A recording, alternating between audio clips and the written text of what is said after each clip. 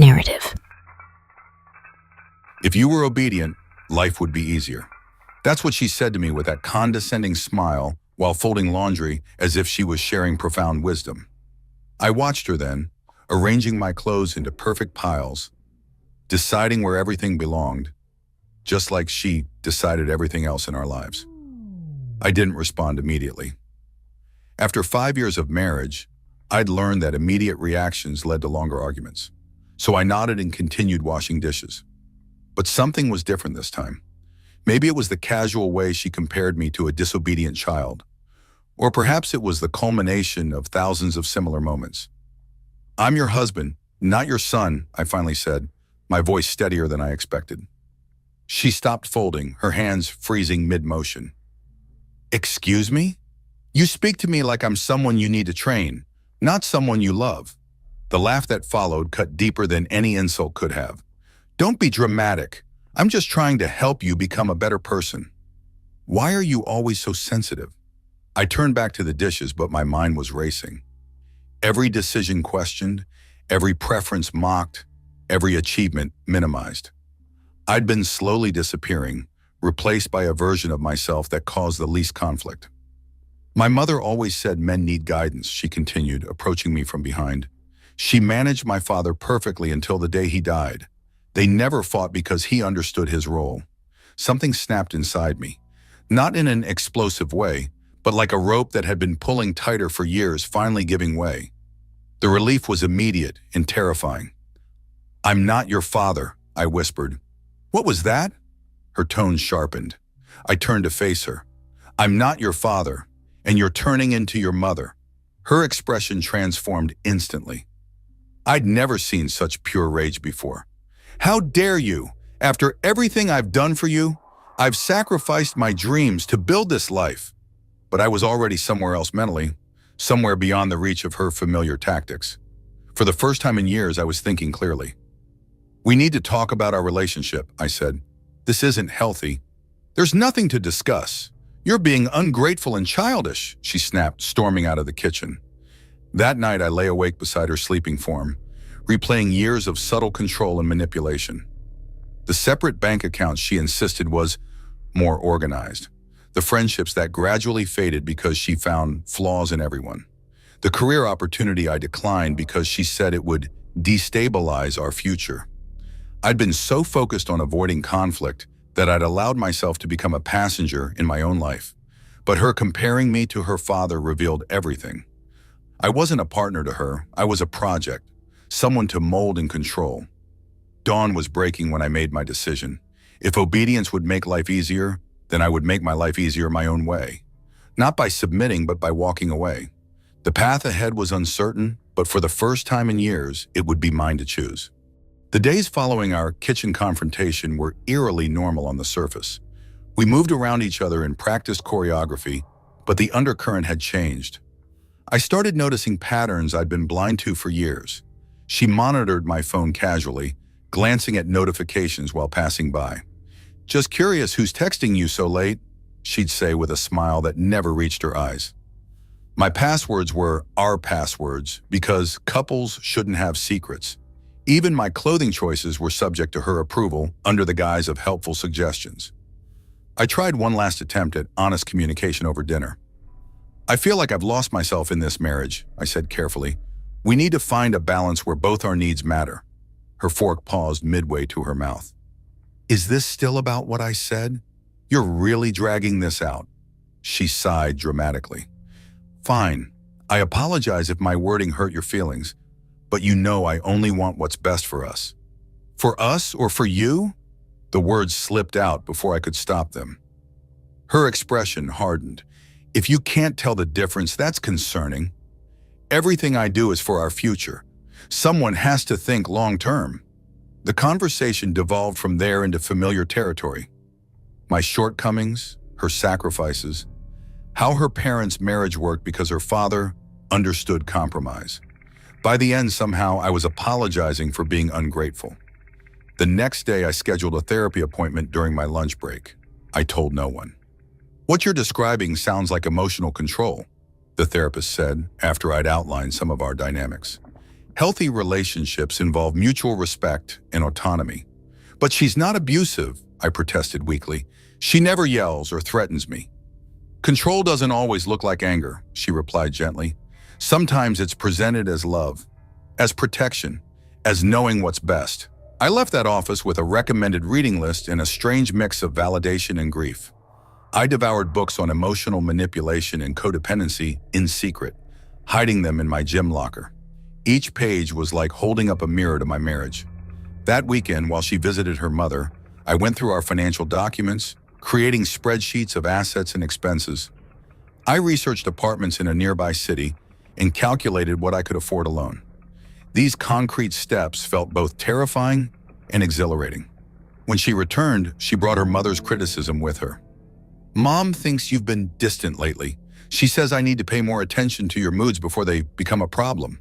The statement was so perfectly aligned with what I'd been reading about triangulation that I almost laughed.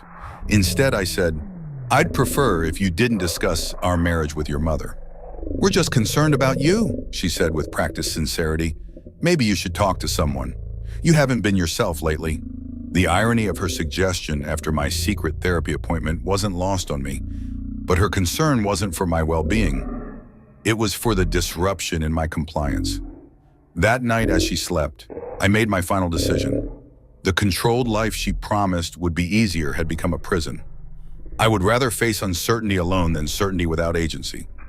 My escape plan would take time, but for the first time in years, I had something that was entirely mine: hope. Planning my exit required precision and patience. I opened a separate bank account at a different bank, redirecting a portion of each paycheck there. Small enough not to raise immediate concerns, but sufficient to build an emergency fund. I scanned important documents while she was out with friends and stored them securely online. Each small step was a quiet declaration of independence. What surprised me most during this phase was how my perspective shifted. I began standing straighter, speaking more confidently at work. A colleague even commented on the change. Whatever you're doing, keep it up. You seem more present. The irony wasn't lost on me. I was becoming more myself as I planned to leave. 3 weeks into my preparations, she noticed the change too. You've been distracted lately, she observed over breakfast, eyes narrowed slightly. Is there something going on at work you're not telling me about? Just focused on a big project, I replied, maintaining eye contact despite the guilt bubbling beneath the surface. I hated the deception, but years of experience had taught me that transparency would only trigger manipulation tactics. Well, I hope it's worth it. Your attitude at home has been disappointing, she said, stirring her coffee methodically. Maybe we should plan a weekend away, reconnect a bit. My mother offered us their lake house. The suggestion, framed as generosity, but designed to isolate us where she could regain control, confirmed I was making the right decision. Let me check my schedule, I answered non-committally. That evening, I signed a 6-month lease on a modest apartment 20 minutes away. The property manager had it ready immediately, a stroke of luck I hadn't counted on. I paid the deposit from my secret account and received the keys with trembling hands. Standing alone in that empty apartment, I experienced a dizzying mix of terror and exhilaration. The bare walls and uncurtained windows represented both vulnerability and possibility. I had 2 days to furnish it minimally before my planned departure. When I returned home, she was waiting with a glass of wine and that particular smile that once made my heart race, but now made my stomach clench. I was thinking about what you said a while back, about losing yourself, she began, voice honeyed with false understanding. Maybe you're right. We should work on that together. For a moment, doubt crept in. Was I overreacting? Could we fix this? I even ordered that book your colleague recommended about marriage communication, she continued, gesturing to a package on the counter. My blood ran cold. I hadn't mentioned any book. She'd been checking my browsing history or emails again. That's thoughtful, I managed, taking a sip of the wine she'd poured me. I'm actually pretty tired tonight. Mind if we talk more tomorrow? Her smile tightened almost imperceptibly. Of course, whatever you need. I lay awake that night, listening to her breathe beside me, mentally cataloging what I'd take and what I'd leave behind. Possessions suddenly seemed insignificant compared to the weight of reclaiming my autonomy. The next morning, I called in sick to work and waited until she left for her yoga class. Then I packed 2 suitcases with essentials, clothes, toiletries, important mementos, my grandfather's watch she always hated. The efficiency with which I moved through our home felt almost mechanical, as if I were watching someone else dismantle their life. I left a letter on the kitchen counter explaining my decision, emphasizing that this wasn't impulsive, but the result of years of subtle control. I included contact information for my lawyer, another secret preparation, and the name of the mediator I'd researched. Driving away from our house that day, I finally understood what freedom truly meant. Not selfishness or irresponsibility, as she'd always implied, but the sacred right to author my own story, however imperfect it might be. The first night in my new apartment was deafeningly quiet. I sat on my hastily purchased futon, surrounded by boxes and bare necessities, wondering if I'd made a catastrophic mistake. My phone buzzed relentlessly, first with confused texts, then angry ones, followed by tearful voicemails that twisted my insides with familiar guilt. Please call me back. I don't understand what's happening. How could you leave like this after everything we've built? If you come home now, we can pretend this never happened. My mother was right about you all along. I turned off my phone that night and slept better than I had in years. The storm truly hit the next day. She found my workplace, creating a scene in the lobby that had security escorting her out. She contacted mutual friends with a carefully crafted narrative. I was having a breakdown, possibly an affair, definitely needed intervention. Several called me with concerns, and I lost count of how many times I explained my side in measured tones, careful not to vilify her despite the growing temptation. Some friends chose sides immediately, which was illuminating. Those who'd seen glimpses of the dynamic over years offered support without judgment. Others, who only knew the charming public version of our relationship, expressed disappointment in me. The social fallout was painful but clarifying, like lancing a wound to release infection. Her tactics evolved with frightening precision. When anger didn't work, she pivoted to concern. I'm worried about your mental health. When concern failed, she tried nostalgia. Remember our first apartment? How happy we were? When nostalgia didn't move me, she employed mutual connections to apply pressure. Through it all, I maintained boundaries with a firmness that surprised even me. My therapist called it finding your voice, but it felt more like remembering something long forgotten. 3 weeks after leaving, I returned to our house while she was at work to collect more belongings. Her mother was waiting for me instead.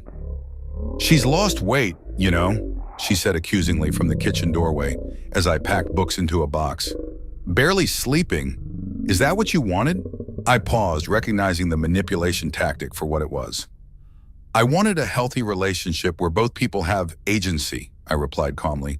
That wasn't possible here. Relationships require sacrifice, she countered, crossing her arms. My husband understood that.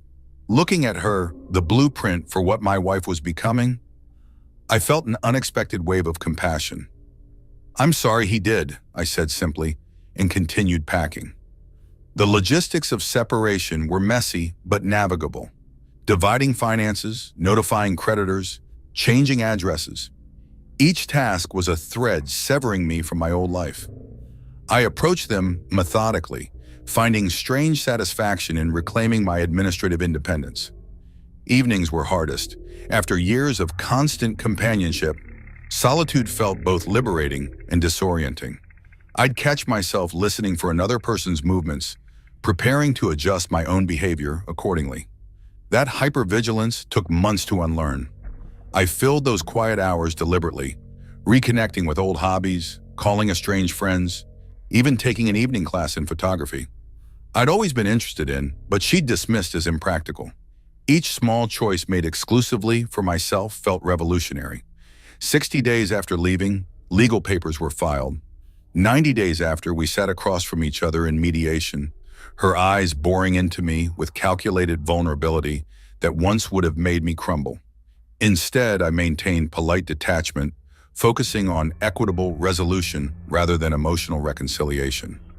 You'll regret this, she said softly as we left the final session. No one will ever know you like I do. For the first time, that thought brought comfort rather than fear. The person she knew, the diminished, compliant version of me, was fading away, and I had no intention of inviting anyone else to know me so incompletely again. 1 year after walking away, I barely recognized the man I was. My apartment has become a home filled with books she would have deemed unnecessary, art that speaks to me rather than matches furniture, and a peace that no amount of external validation could provide. The silence that once felt threatening now feels sacred. The divorce was finalized 3 months ago with surprisingly little drama. Her final power play, refusing to sign unless I gave her the family heirlooms my grandmother left me, failed when my lawyer pointed out they were never marital property. She signed the papers with a theatrical sigh that once would have launched me into hours of apologetic backpedaling. I've learned to recognize the subtle forms of control I once mistook for care. The friend out who gets sullen when I don't take their advice. The date who tests boundaries with small impositions, watching my reaction. The colleague who uses guilt to secure favors. These dynamics now trigger immediate caution rather than reflexive compliance. My career has flourished in unexpected ways, without someone constantly questioning my ambitions or reminding me of potential failures. I took risks that paid off. The promotion I accepted last month would have been impossible in my previous life. It requires occasional travel she would have sabotaged with manufactured emergencies. Dating again has been both terrifying and illuminating. I'm transparent about my past, using it as a filter of sorts. Some potential partners see my boundaries as challenges to overcome. They don't get second dates. Others respect them implicitly, understanding that healthy love makes room for individuality. I'm in no rush to commit, but I'm no longer afraid of connection either. The most profound change has been internal. I now recognize my own value separate from others' assessment of it. Decision-making, once paralyzed by anticipatory anxiety about her reaction, has become straightforward. What do I want? What serves my well-being? These questions guide me without the burden of shame they once carried. Yesterday, I encountered her unexpectedly at a mutual friend's gathering. She's dating someone new, a quiet man who watched her constantly for cues on how to behave. Our eyes met briefly across the room, and I saw a flicker of the old manipulative warmth, an invitation to engage in familiar patterns. We should catch up sometime, she suggested when social convention forced our interaction. I'm in a much better place now. We could talk about what went wrong. I'm glad you're doing well, I responded sincerely, but I think we both know what happened between us, and revisiting it wouldn't serve either of us. Her smile tightened as she realized the old hooks no longer caught. You've changed, she observed, voice sharp with accusation. Yes, I agreed simply. That was the point. Walking home afterward, I reflected on her parting words, the same ones that had once catalyzed my departure. If you were obedient, life would be easier. She was right in her way. Obedience does make some things easier. Decisions are made for you. Responsibility is diminished. The path is clear, if narrow. But the ease she offered came at the cost of my identity, my agency, my very self. The difficulty I chose instead, the uncertainty, the solitude, the challenges of full autonomy, has brought a deeper ease that compliance never could. The profound relief of living authentically. My life now isn't perfect. Some days are lonely. Some decisions lead to mistakes I must own completely. But even on the hardest days, I wake up as myself, answering to my own conscience rather than another's control. And that freedom, however demanding, is the easiest thing I've ever known. Our story has come to an end. If you've made it this far, how about subscribing to our channel? It helps us immensely. I've selected 2 other videos for you that I'm sure you'll enjoy. Feel free to click on them. I'll be waiting for you in the next story. See you soon.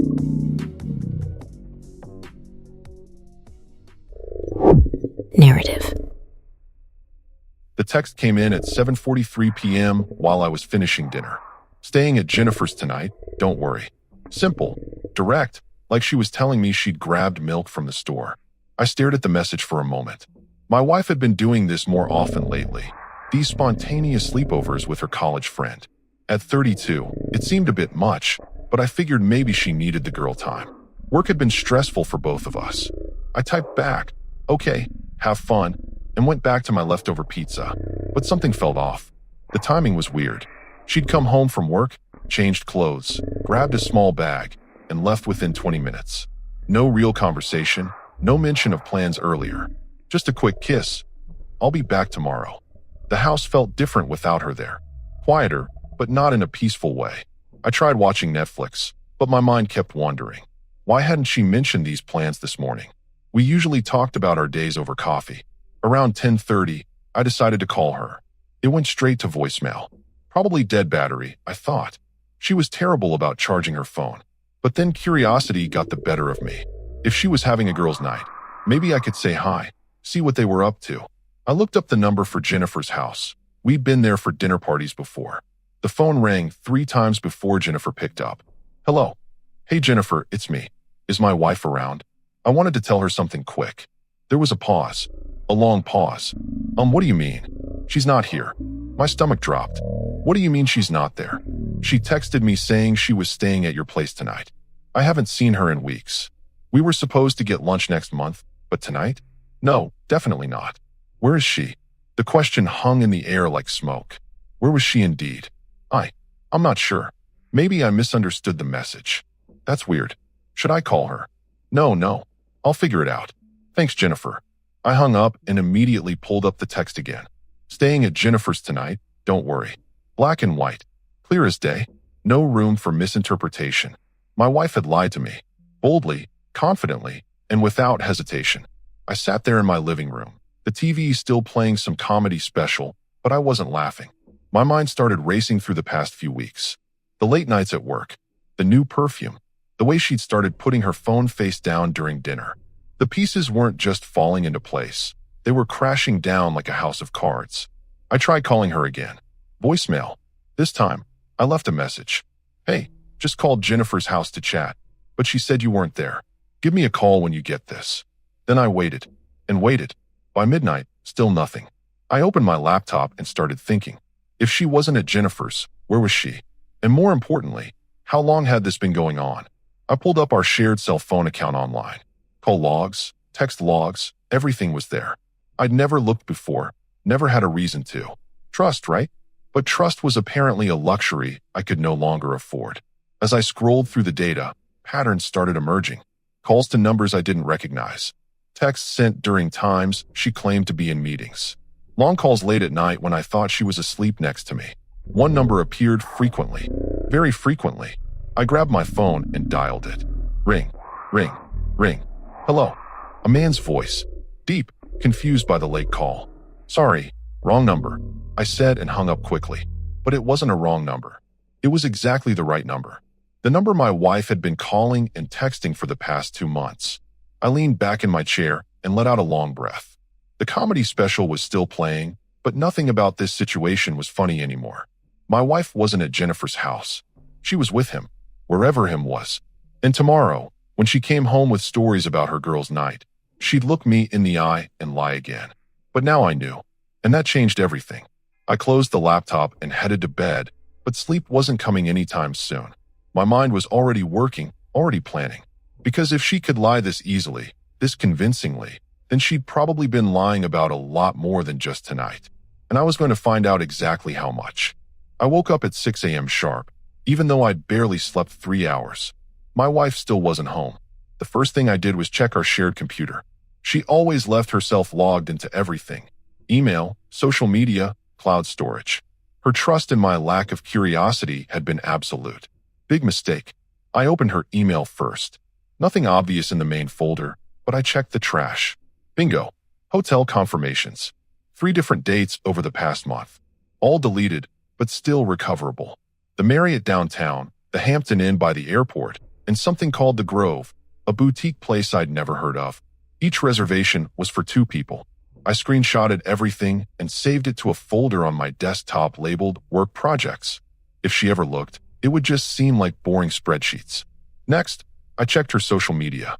Her Instagram had become more active lately.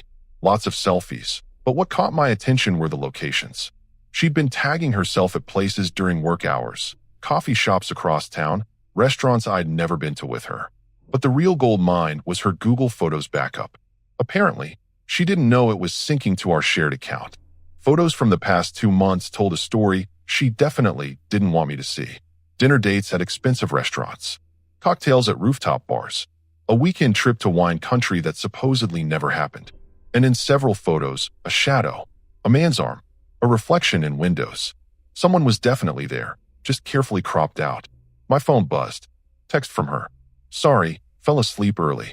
Coming home soon. Love you. I typed back. No worries, take your time. But internally, I was laughing.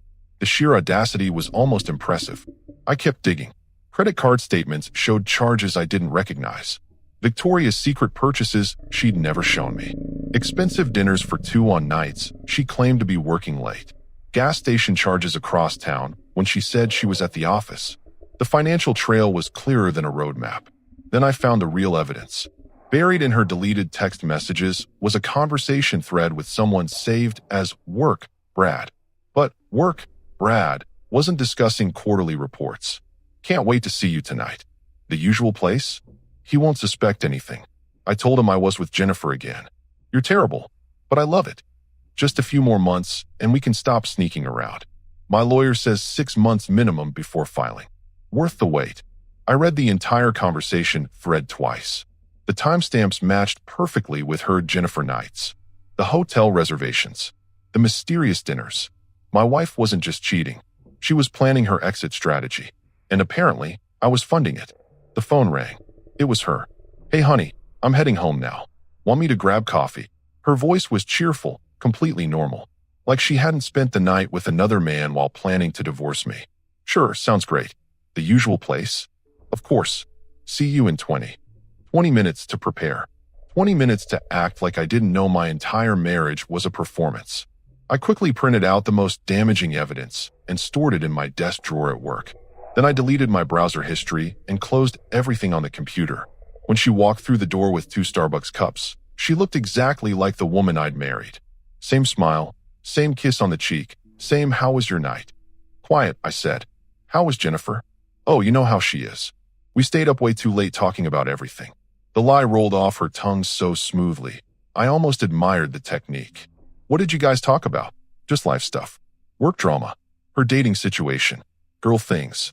More lies, layered on top of the foundation lie. Sounds fun. You should do it more often. She looked surprised by my enthusiasm. Really? I thought you didn't like when I was gone overnight.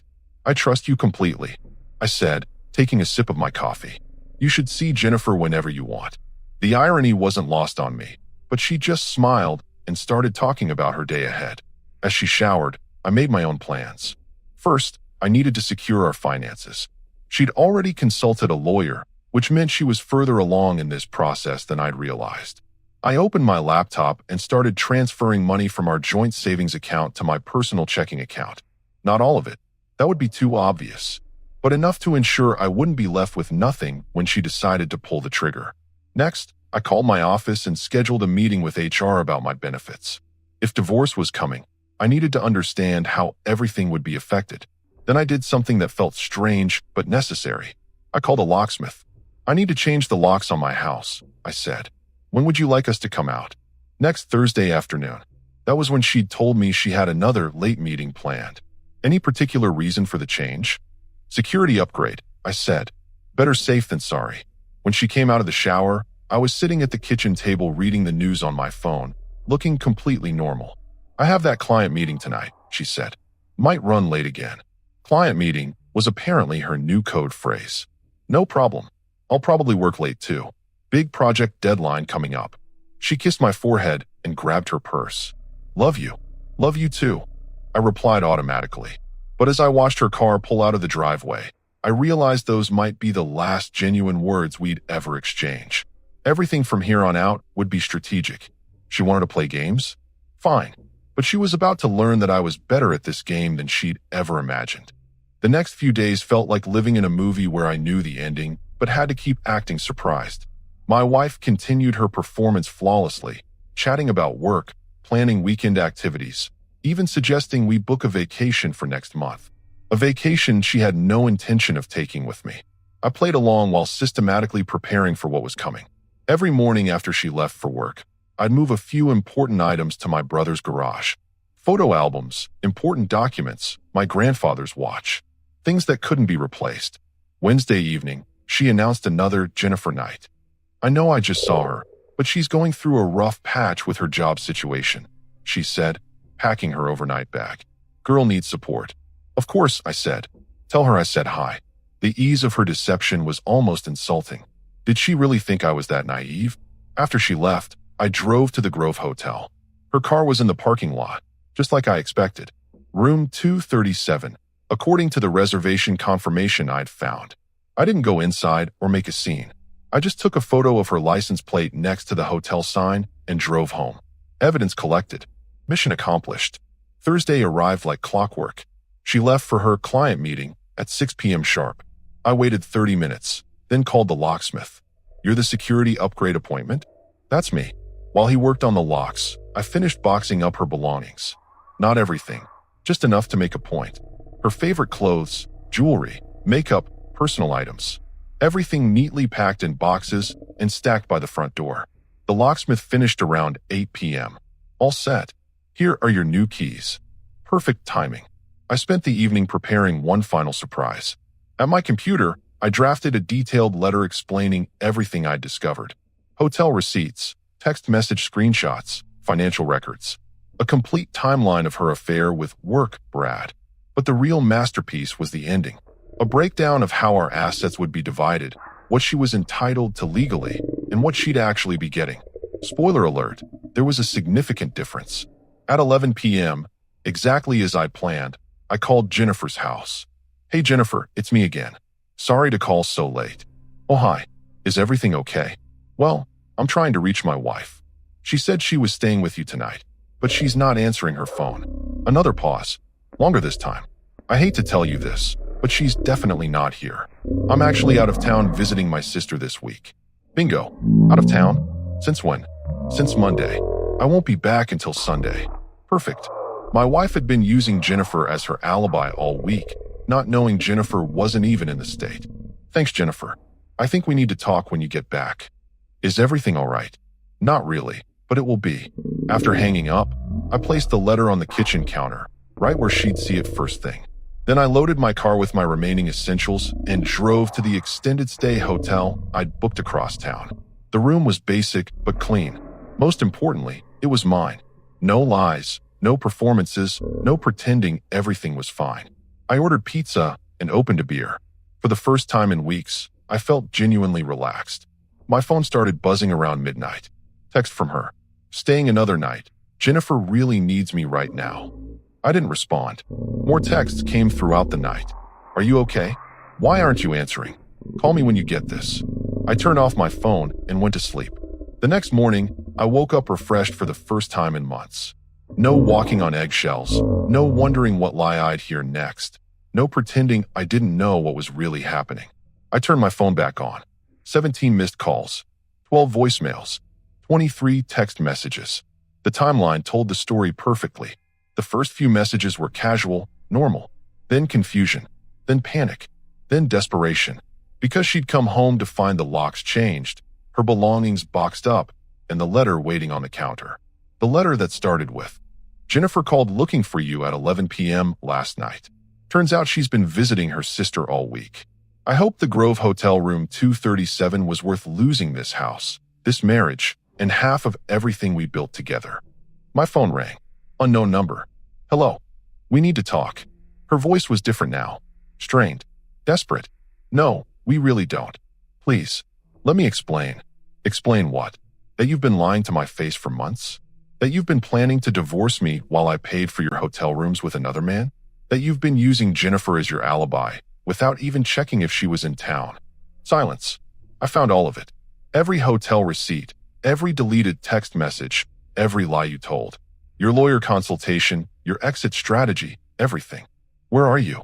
Somewhere you'll never find me. And before you ask, yes, I moved our money. What's legally yours will be determined in court.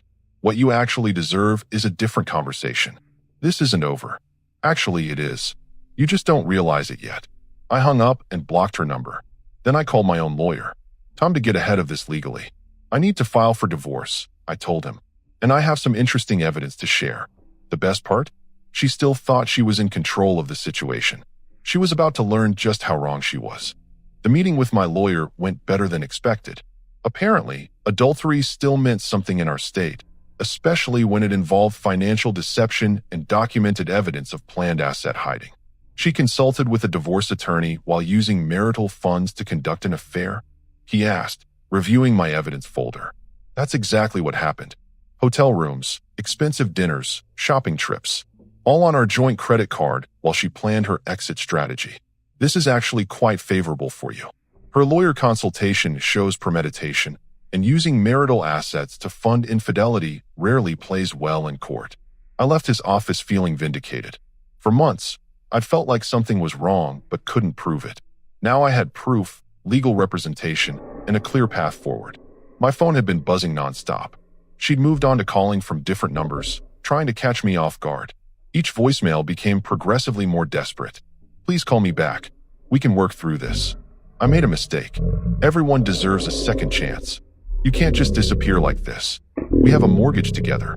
That last one almost made me laugh out loud. We had a mortgage together, but she'd been secretly planning to leave me with the entire debt while she started fresh with her new man. The timing was perfect. Her desperation meant she hadn't had time to execute whatever financial strategy she'd been planning. I caught her completely off guard. Saturday morning, I decided to tie up one loose end. I drove past our house, my house now, technically, to see if she was still trying to get inside. Her car was in the driveway. She was sitting on the front steps with her phone pressed to her ear, probably calling another friend to complain about the situation. I parked across the street and watched for a moment. She looked smaller somehow, less confident. The woman who'd been boldly lying to my face for months now looked lost and confused. Good. My phone rang. Jennifer, I just got the strangest call from your wife, she said. Let me guess. She wanted to know what you told me. Exactly. She seemed really upset that I mentioned being out of town. She kept asking what else we talked about. Did you tell her? I told her the truth, that you called looking for her, and I said she wasn't here because I haven't seen her in weeks. She got really quiet after that. I bet she did. What's going on? She sounded panicked. I gave Jennifer the basic version. Her affair, the lies, the hotel receipts, everything. Oh my God. I had no idea she was using me as her cover story. I feel terrible. Don't. You're not responsible for her choices. Is there anything I can do? Actually, yes. If she calls you again, just tell her the truth. Don't cover for her. Don't help her create new lies. Just be honest about what you know and when you knew it. Of course, I can't believe she put me in this position. After hanging up with Jennifer, I realized my wife's entire support network was about to crumble. Her lies hadn't just affected our marriage. She'd been deceiving everyone around her. Sunday evening, I decided to handle one more piece of business. I drove to the office building where she worked and waited in the parking lot.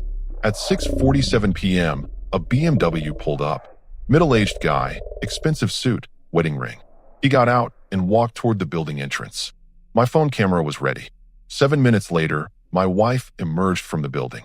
She practically ran to his car, looking around nervously before getting in. I followed them at a distance. They drove to a restaurant downtown, the same place I'd seen charged to our credit card 3 times in the past month. I didn't go inside. I didn't need to. I just took photos of them together and drove home to my hotel room. The pictures were the final piece of evidence my lawyer needed. Clear documentation of the ongoing affair with timestamps and location data. But more importantly, they confirmed what I'd suspected about work Brad. He was married too. Monday morning, I did something that felt both necessary and satisfying. I looked up his address in the company directory and mailed copies of all the evidence to his house. Hotel receipts with both their names, text message screenshots, photos from the restaurant, a complete timeline of their affair. I included a simple note. Thought you should know what your husband has been doing with our joint credit card. A fellow betrayed spouse. Let her explain that to her boyfriend's wife. My lawyer called Tuesday afternoon. We need to move quickly. I just received a call from opposing counsel. She's filed her own divorce petition. Already. Apparently, she hired a new lawyer over the weekend. Someone more aggressive than her original consultation. They're claiming irreconcilable differences and asking for temporary spousal support. After what she did, that's why we need to file our counterpetition immediately. Adultery, financial deception, and emotional distress. We're asking for compensatory damages and attorney fees. How long will this take? With this level of evidence? 3 months, maybe 4. She can't fight what's documented in black and white. That afternoon, I received a text from an unknown number. We need to talk face to face. Please. I knew it was her, using yet another phone to try to reach me. I typed back, talk to my lawyer. All communication goes through him now. Please don't do this. I love you. The audacity was breathtaking. She loved me so much that she'd been planning to divorce me while sleeping with another man for months. You love me so much you used our credit card to pay for hotel rooms with your boyfriend? You love me so much you've been lying to my face every single day? That's not love. That's selfishness. It's not what you think. It's exactly what I think. And now his wife knows too. 3 minutes of silence. Then, what do you mean his wife knows? I mean, I sent her copies of everything. Hotel receipts, your text messages, photos of you two together. She deserved to know what kind of man she married. You had no right. I had every right. Just like she had the right to know her husband was using their money to cheat on her. My phone went silent after that. Wednesday morning, my lawyer called with an update. Interesting development. Her boyfriend's wife filed for divorce yesterday. Apparently, she'd been suspicious for months but didn't have proof until now. Good for her. It gets better. She wants to coordinate our cases. Her husband's been hiding assets too, and she has evidence that could help both situations. How does that help me? Your wife's boyfriend is about to lose half his assets and pay significant alimony. His ability to support your wife's lifestyle is about to disappear completely. So her backup plan just fell apart. Exactly. She's about to realize she destroyed 2 marriages and gained nothing. For the first time since this whole situation started, I smiled genuinely. Justice wasn't just being served. It was being served with a side of poetic irony. The next 2 weeks were a masterclass in watching someone's entire world collapse in real time. It started with her job. Apparently, having an affair with a married colleague while both of you are going through public divorces creates what HR calls a hostile work environment. By Thursday, she was on administrative leave pending an investigation. Her boyfriend lasted exactly 3 days longer. Corporate policy about workplace relationships became suddenly very important when the CEO's wife started asking questions about liability. My lawyer kept me updated on the legal proceedings. Her counsel is requesting mediation. They want to settle out of court. What are they offering? 50-50 split of assets, no alimony, and she walks away quietly. And what are we asking for? 70-30 split in your favor. She pays your attorney fees and a non-disclosure agreement preventing her from discussing the marriage publicly. She's not going to agree to that. She will when she realizes the alternative. Her boyfriend's wife is being very cooperative with our investigation. It turns out your wife wasn't his first affair. The evidence kept mounting. Financial records showed a pattern of deception going back almost a year. Hotel charges, expensive gifts, weekend trips I'd never known about. She'd been living a completely double life while I paid for both versions. Friday afternoon, Jennifer called with an update. She came to my office today, just showed up without calling. What did she want? She wanted me to call you and tell you that I'd been confused about my travel dates. That maybe I was home that night after all. She wanted you to lie for her. Exactly. She offered to pay me to change my story. The desperation was reaching new levels. She was trying to rebuild her house of lies after the foundation had already crumbled. What did you tell her? I told her I wouldn't perjure myself to save her marriage. She didn't take it well. I bet not. She said some pretty nasty things about you. Called you controlling and manipulative. Said you'd been emotionally abusive for years. The rewriting of history had begun. Suddenly, I was the villain in her version of events. Did you believe her? Not for a second. I've known you both for years. You're one of the most straightforward people I know. If you were really controlling, you wouldn't have trusted her enough to let her have all those girls' nights in the first place. Saturday morning brought the most interesting development yet. My lawyer called with news. Her boyfriend's wife wants to meet with you. Why? She has information about your wife that you need to hear. Apparently, this affair has been going on longer than we thought. I met her at a coffee shop downtown. She was professional, composed, and carrying a thick folder of documents. I've been investigating my husband's activities for 8 months, she said. Your wife wasn't his first affair, but she was definitely the most expensive. She opened the folder and showed me credit card statements from her husband's account. Charges dating back almost a year. Jewelry stores, high-end restaurants, weekend getaways, even a spa day package for 2. He was funding her entire lifestyle while she was married to you. Look at these dates. I looked. The charges corresponded perfectly with times my wife had claimed to be working late or visiting her mother. There's more, she continued. Text messages I recovered from his old phone. They weren't just planning to leave their spouses. They were planning to move across the country together. She showed me screenshots of conversations about job applications in Seattle, apartment searches, even discussions about changing their names. They had a complete escape plan. New city, new identities, fresh start. Your wife was going to disappear and take half your assets with her. The scope of the deception was staggering. This wasn't just an affair. It was an elaborate con game designed to destroy 2 marriages and steal 2 people's life savings. Why are you showing me this? Because she ruined my life, and she was about to ruin yours. I want her to face consequences for what she's done. What kind of consequences? Criminal charges. What they did meets the legal definition of conspiracy to commit fraud. Using your joint credit card to fund their escape plan while lying about her intentions in the marriage. I stared at the evidence. Hotel rooms, flights, apartment deposits in Seattle, all funded with money from both our marriages while they planned their great escape. My lawyer says we have enough evidence for criminal charges if we coordinate our cases. Criminal charges? Fraud, conspiracy, theft by deception. She could face actual jail time. The irony was perfect. She'd been so careful to document everything, thinking she was planning the perfect crime. Instead, she'd created a perfect case against herself. Sunday evening, my wife made one last desperate attempt at contact. She showed up at my hotel. I watched from my window as she knocked on doors, asking desk clerks for my room number. Hotel security eventually escorted her from the property. My phone rang 5 minutes later. Unknown number. I know you're watching me. I'm not watching you. I'm avoiding you. We can still fix this. What we had was real. What we had was a lie. You were planning to steal half my money and disappear to Seattle with your boyfriend. That's not a marriage. That's a long-term theft operation. Silence. How did you? His wife has been documenting everything for months. Apartment applications, job searches, travel arrangements. Your entire escape plan is documented. It wasn't like that. It was exactly like that. You were going to clean out our accounts, file for divorce, take the settlement money, and disappear with him to start over across the country. You don't understand. I understand perfectly. You're a thief who got caught. The only question now is whether you want to handle this in civil court or criminal court. I hung up before she could respond. Monday morning brought the final piece of the puzzle. Her boyfriend's wife called with an update. He cracked, told his lawyer everything.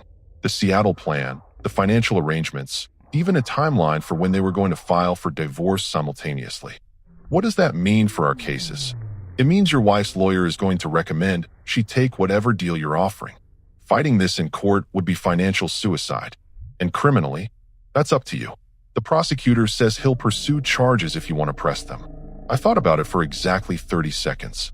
Let's see what kind of deal she agrees to first. If she wants to fight this, we'll give her a fight she'll never forget. And if she takes the deal, then maybe she'll learn that actions have consequences without needing a criminal record to remind her. But honestly, I was hoping she'd choose to fight, because watching her world collapse had been satisfying, but watching her face real consequences would be justice. 6 months later, the divorce was finalized. She took the deal. 70-30 assets split in my favor. She paid my attorney fees, no alimony, and a non-disclosure agreement that prevented her from spinning her own version of events publicly. Her boyfriend lost everything in his own divorce. His wife got the house, the cars, and 70% of his retirement fund. The Seattle escape plan died with his financial capacity to fund it. My ex-wife ended up in a studio apartment across town, working retail to pay her legal bills. Her corporate career was over. Word travels fast in professional circles about workplace affairs and fraud investigations. The criminal charges were dropped after she accepted the civil settlement, but the threat of them had been enough to ensure she didn't fight the terms.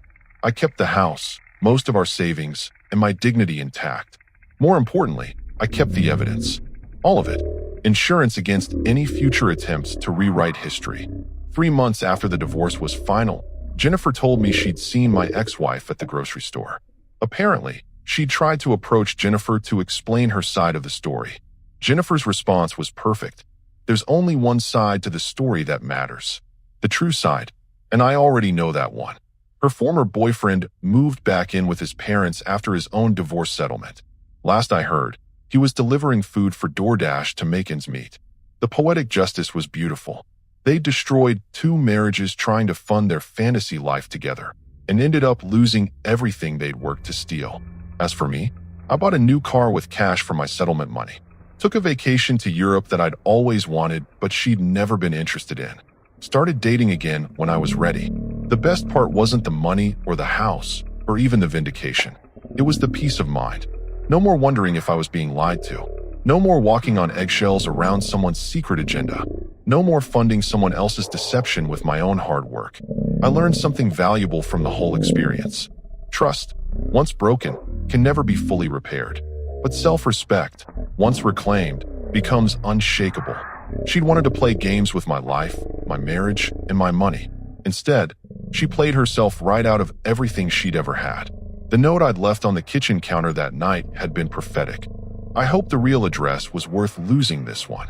Turns out, it wasn't worth anything at all. Game over. I won. Our story has come to an end. If you've made it this far, how about subscribing to our channel? It helps us immensely. I've selected 2 other videos for you that I'm sure you'll enjoy. Feel free to click on them. I'll be waiting for you in the next story. See you soon.